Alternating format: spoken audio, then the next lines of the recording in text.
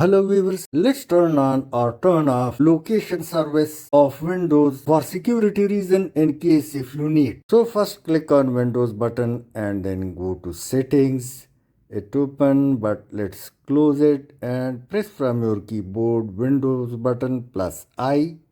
Now click on privacy and security and now click on location and you can turn off the location for individual apps from below buttons in front of any XYZ app, and to close the entire location for all apps or windows, turn off the button in front of location services. Let's click turn off button and now the location service has been disabled. In case to re-enable it, simply go there once again and turn on the same button, and now once again location services associated with Windows GPS will work for better accuracy. Thanks for watching.